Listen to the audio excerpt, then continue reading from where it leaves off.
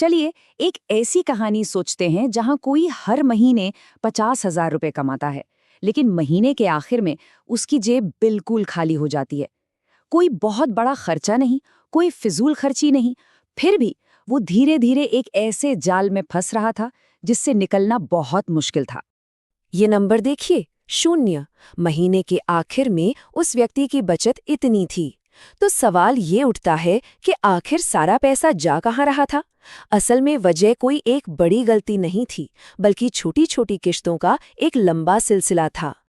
जी हाँ, गुनहगार थी ईएमआई, यानी कि इक्वेटेड मंथली इंस्टॉलमेंट्स। वही ईएमआई जिसे हम और आप खरीदारी का सबसे आसान और आम तरीका मानते हैं। लेकिन यही आसान सा तरीका धीरे धीरे किसी की वित्तीय सेहत को अंदर से खोखला कर रहा था। अब ये सवाल थोड़ा अजीब लग सकता है ना?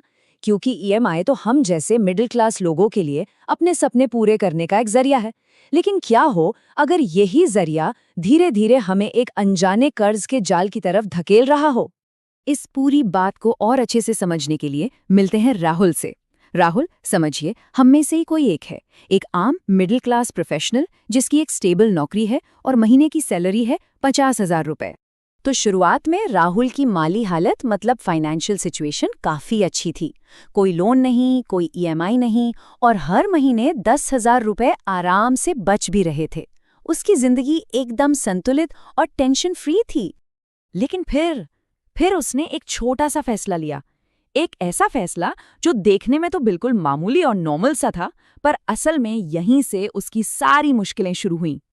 तो हुआ ये कि सबसे पहले उसने एक नया फोन खरीद लिया ईएमआई पर। किश्त थी 2,500 रुपए।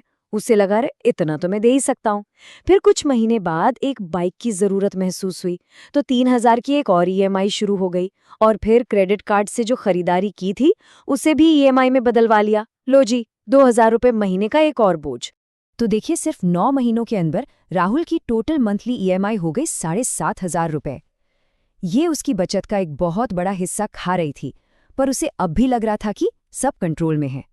तो अब देखते हैं कि इस कर्ज के जाल के अंदर होता क्या है और कैसे सच्चाई एकदम से सामने आकर खड़ी हो जाती है। अब जरा राहुल के खर्चों का हिसाब किताब देखिए।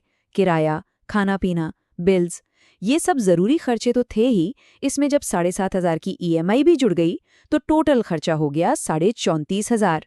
अब उसके पास बचते थे सिर्फ 15,500 रुपए। और फिर वही हुआ जिसका डर होता है। अचानक से घर में एक मेडिकल इमरजेंसी आ गई। अब क्योंकि उसकी सेविंग्स तो पहले ही कम हो चुकी थी, तो इस अचानक आए खर्चे के लिए उसके पास पैसे ही नहीं थे। नतीजा, उसे एक और छोटा सा लोन लेना पड़ गया। और बस यहीं से वो उस जाल में फंस गया जिसे हम ऋण जाल या डेट ट्रैप कहते हैं। ये एक ऐसी सिचुएशन है जहां एक इंसान अपनी पुरानी किश्तें भरने के लिए नया कर्ज लेता है और ये चक्कर बस चलता ही रहता है, जिससे बाहर निकलना लगभग नामुमकिन हो जाता है। अब सवाल ये है कि ईएमआई इतनी खतरनाक क्यों है? वो इसलिए क्योंकि ये हमारे दिमाग के साथ एक खेल खेलती है, एक तरह का मनोवैज्ञानिक भ्रम पैदा करती है। हमें ऐसा लगने लगता है कि बड़ी से बड़ी, महंगी से महंगी चीज भी हम खरीद सकते हैं। ये स्लाइड इस धोखे को बिल्कुल साफ साफ दिखाती है। हमारा दिमाग ना चीज की पूरी कीमत देखना ही बंद कर देता है। हमारा फोकस बस उस छोटी सी मंथली किश्त पर होता है। हम सोचते हैं, हाँ मैं ये खरीद सकता हूँ, जबकि सच्चाई ये होती है कि मैं अपने आने वाले कल की कमाई को आज ही खर्च कर रहा हूँ। और देखिए, राहुल की कहानी कोई अकेली या अनोखी कहानी नहीं है। ये आजकल का एक ट्रेंड बन गया है, जहाँ ईएमआई पर खरीदारी तो खूब हो रही है, लेकिन लोगों की असली बचत वो जीरो पर पहुंच रही है। ये एक बहुत बहुत गहरी बात है। असल में अमीर वो नहीं है जो ज्यादा कमा रहा है, अमीर तो वो है जिसके ऊपर कर्ज और ईएमआई का बोझ कम से कम है। असली दौलत इसी से बनती है। तो सवाल ये है कि इस जाल से निकला कैसे जाए। तो चलिए अब समाधान की बात करते हैं। आज़ादी के 3 नियम। तो सबसे जरूरी है कि इन 3 आसान लेकिन असरदार नियमों को अपनी जिंदगी में उतारा जाए। पहला नियम, कुछ भी खरीदने से पहले खुद से पूछिए, ये आपकी जरूरत है या बस एक इच्छा।